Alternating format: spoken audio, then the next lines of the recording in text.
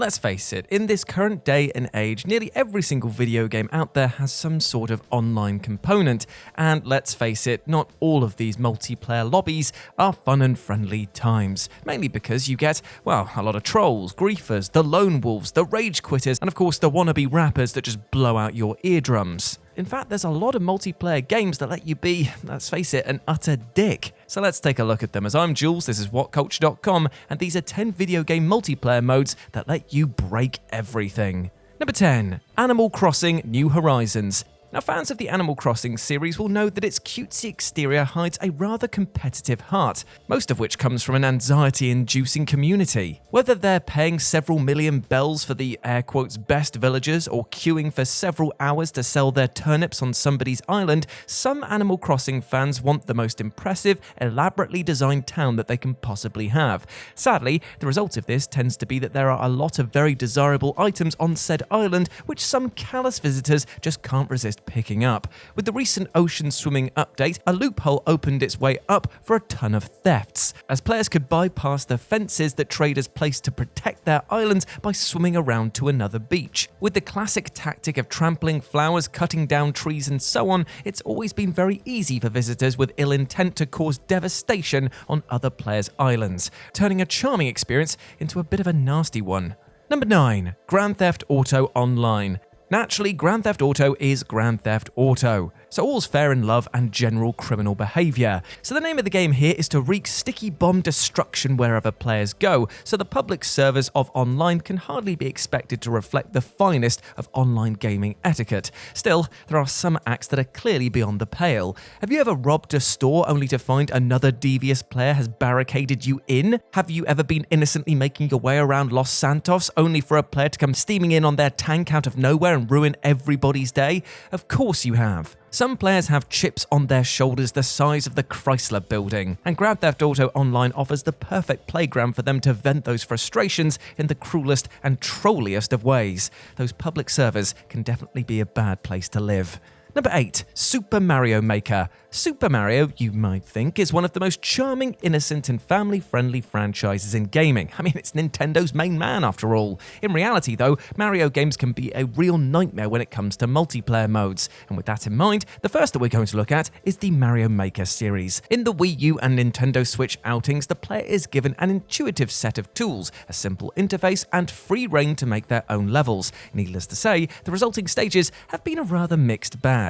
Some have created elaborate themed levels designed to resemble stuff like Zelda dungeons and the like, and a lot of them are as impressive as they are accessible. Sadly, sneakiness, sadism, and general cruelty is also rife here too, with many levels being designed to be as devious as possible, with criminally low completion rates being considered a point of pride amongst the creators. With more bottomless pits and infuriating enemy spawns than a Mega Man game, a think tank of diabolical Bond villains couldn't have come up with half of these levels. Number 7. The Dark Souls series. However experienced a gamer may be with Dark Souls games now, everyone was a beginner once. Everyone got lost, died repeatedly, lost huge amounts of souls in the process, and had gotten stuck on a boss for 2 weeks straight. Everyone's been there, and there is no shame in it. Sometimes, though, veterans and rather salty players lose sight of this fact. Funny as it is to imagine new players being killed by that hidden trap or caught off guard by that ambush or swinging wildly at a wall in search of hidden paths,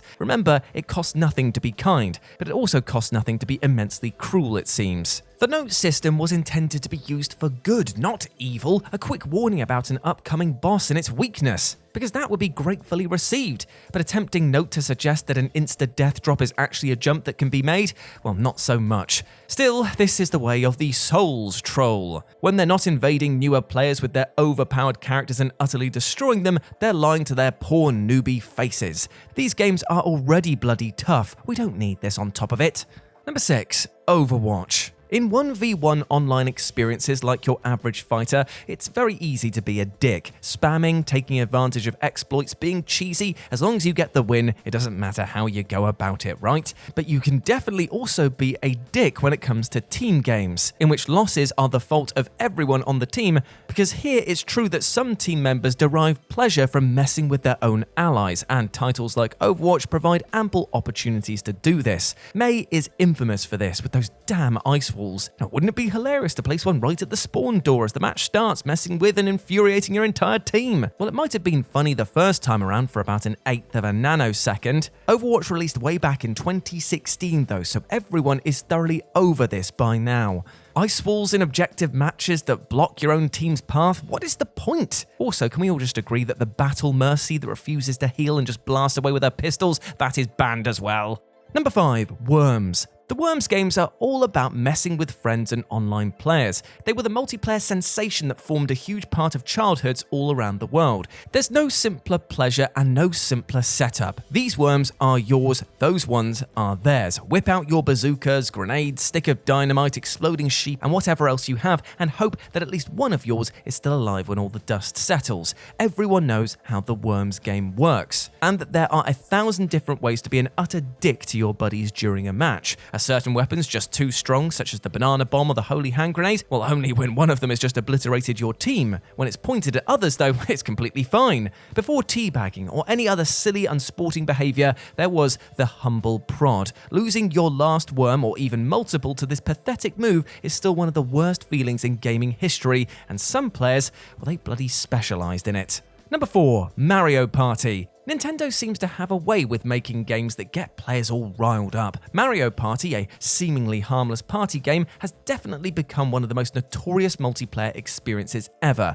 You see, the concept is super simple. Players pick a Mushroom Kingdom character and take turns traveling around a virtual board, collecting coins, items, and such along the way. At the end of each round, a minigame begins, whether it's all versus all 1v3 or 2v2. And the goal here is to grab the stars dotted all around the board, which are then tallied up at the end of the game. That's all there is to it, but then you add RNG on top of all of this, as well as the seemingly random star rewards at the end of the game, the ability to steal from your competitors, and as you can tell, things can go south pretty quickly. There is no greater test of a group's friendship than a long Mario Party session. This series should come with a warning, quite frankly.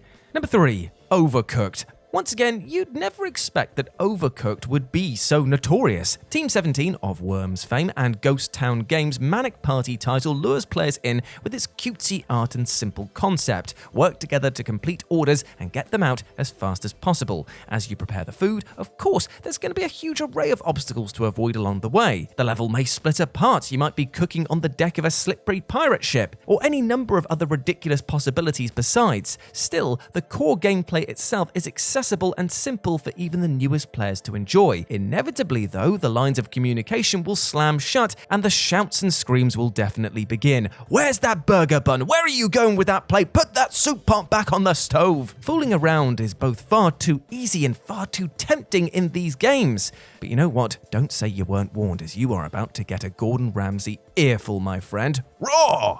Number 2. Call of Duty. In the world of first-person shooters, there are no players more hated and more notorious than campers. This air-quote strategy isn't to be confused with spawn camping, which is a similar but even deadlier and even more infuriating technique. You see, campers have been given legitimate, talented snipers a terrible name in shooters for years now. If your plan revolves around slowing the game's pace to a crawl by refusing to move, it's safe to say that it's going to be a bad plan. If you're nabbing cheap kills on unsuspecting foes who happen to cross you in the process, you know deep down that you are just making that opposing player's blood boil. The thing is, though, that that's exactly what a lot of campers are counting on. This problem has existed just about as long as shooters have themselves, and it's clearly not going away anytime soon. And number 1, Mario Kart. Well, this list would be incomplete without a nod to another Mario franchise that really defines what it is to be an utter dick in multiplayer, the iconic, rage-tastic Mario Kart.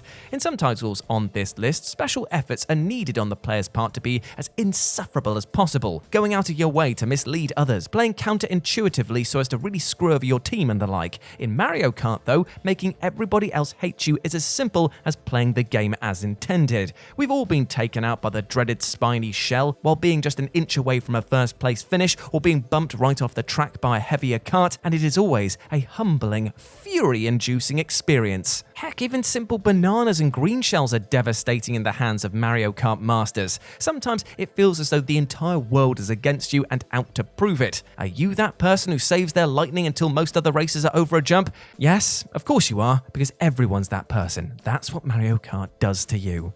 And there we go, my friends. Those were 10 video game multiplayer modes that let you break everything. I hope that you enjoyed that, and let me know what you thought about it down in the comments section below. As always, I've been Jules. You can go follow me over on Twitter at RetroJ, or you can swing by Live and Let's Dice, where I do all of my streaming outside of work, and it'd be great to see you over there, my friends. But before I go, I just want to say one thing. Even though today we detailed a lot about multiplayer modes that let you be, well, in essence, an utter dick, it's only by working together with your neighbor, with your fellow man, that we will move together as one as a society. So go out there with love in your heart instead of hate. Build bridges instead of burning them, and remember to treat yourself with love and respect as well as your neighbor. As always, I have been Jules. You have been awesome. Never forget that, and I'll speak to you soon. Bye.